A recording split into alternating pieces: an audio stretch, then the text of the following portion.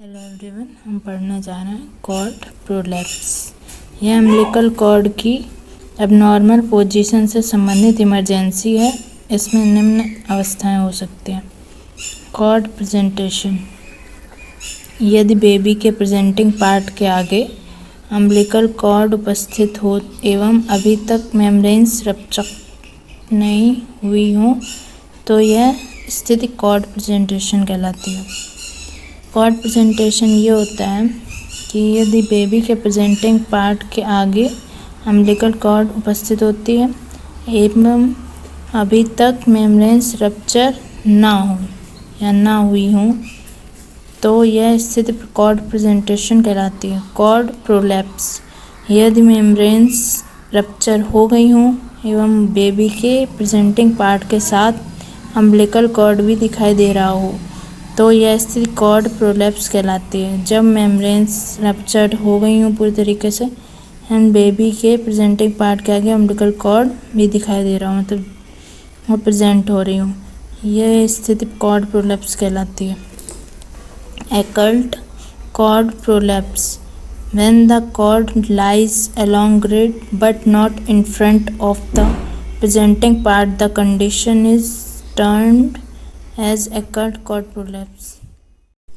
जब कॉर्ड बगल में होती है एवं प्रेजेंटिंग पार्ट के सामने उपस्थित नहीं होती है, इस कंडीशन को हम occult cord prolapse कहते हैं। कारण: etiology, malpresentation, contracted pelvis, preterm labour. Malpresentation तय जब कॉन्ट्रैक्टेड पेल्विस होती है, पेल्विस का साइज कॉन्ट्रैक्टेड होता है या बिल्कुल एबनॉर्मल होता है प्रीटर्म लेबर से पहले, and multiple pregnancy, placenta previa. Diagnosis: foetal की मॉनिटरिंग करते हैं। एब्डोमिनल पाल्पेशन, एब्डोमिनल में पाल्पेशन करते हैं। वजाइनल एग्जामिनेशन, वजाइना का एग्जामिनेशन होता है। प्रेजेंट ऑफ डिस्ट्रेस सिम्टम्स, जब डिस्ट्रेस के सिम्टम्स प्रेजेंस होते हैं। Complications: foetal anoxia, cyanosis, foetal mortality, infection हो जाता है। इमरजेंसी ऑपरेटिव डिलीवरी, इमरजेंसी में ऑपरेटिव डिलीवरी की जाती है। मैनेजमेंट: कॉर्ड प्रोलैप्स के शीघ्र डायग्नोसिस के लिए लेबर के दौरान फ्रीक्वेंटली वजाइनल एग्जामिनेशन करना चाहिए। लेबर के दौरान कंटिन्यू फीटल मॉनिटरिंग की जानी चाहिए। नंबर 3 पॉइंट, यदि ऑक्सीटोसिन इन्फ्यूज़न किया जा रहा हो तो इसे तुरंत बंद करना चाहिए।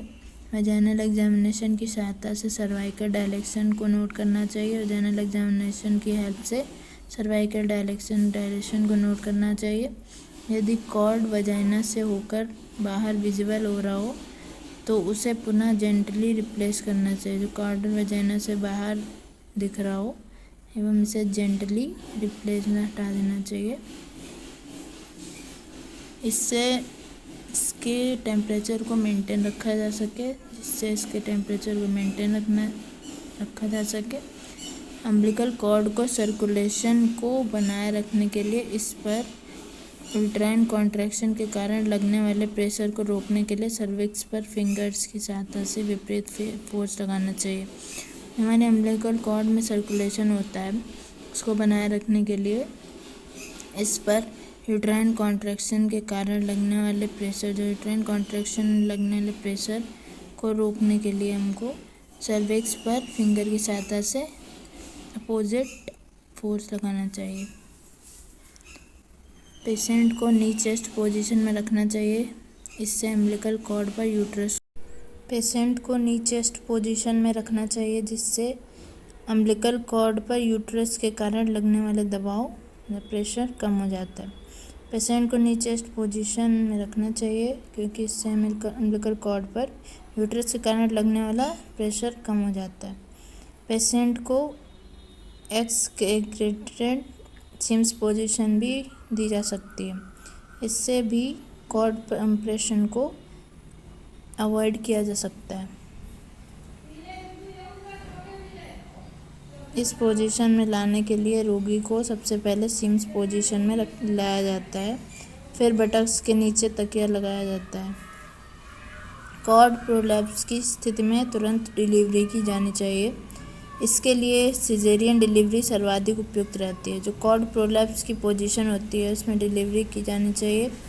इसके लिए सिजेरियन और डिलीवरी सर्वाधिक उपयुक्त रहती है। एंड नेक्स्ट पॉइंट, यदि कॉर्ड प्रोलैप्स सीवियर नहीं हो तो सर्विक्स फुली डायलेट हो चुकी हो तो एपिजियोटमी भी की जा सकती है। यदि कॉर्ड प्रोलैप्स सीवियर नहीं हो, तब ज़्यादा गंभीर नहीं हो या सर्विक्स फुली डायलेट हो चुकी हो, सर्विक्स में फुली डायलेशन हो चुका हो तो एपिजियोटमी भी की जा सकती है। यदि बेबी का प्रेजेंटेशन सिफेलिक हो तो कॉर्ड प्रोलैप्स की पोजीशन में फॉरसेप्स या वेंटस डिलीवरी भी की जा सकती है। सिफेलिक हो तो कॉर्ड प्रोलैप्स की पोजीशन में फॉरसेप्स या वेंटस डिलीवरी भी की जा सकती है। पेशेंट की जनरल केयर भी की जानी चाहिए। कॉर्ड प्रोलैप्स की संभावना वाले केसेस में डिलीवरी वेल इक्विप्ड हॉस्पिटल में ही की जानी चाहिए। सिजेरियन डिलीवरी की पूर्ण तैयारी रखनी चाहिए। पेशेंट की pre and post operative care की जानी चाहिए। पेशेंट की जो पहले की और बाद की ऑपरेटिव केयर की जानी चाहिए। फीटल हाइपोक्सिया की स्थिति को अवॉइड करने के लिए पेशेंट को ऑक्सीजन प्रोवाइड की जानी चाहिए।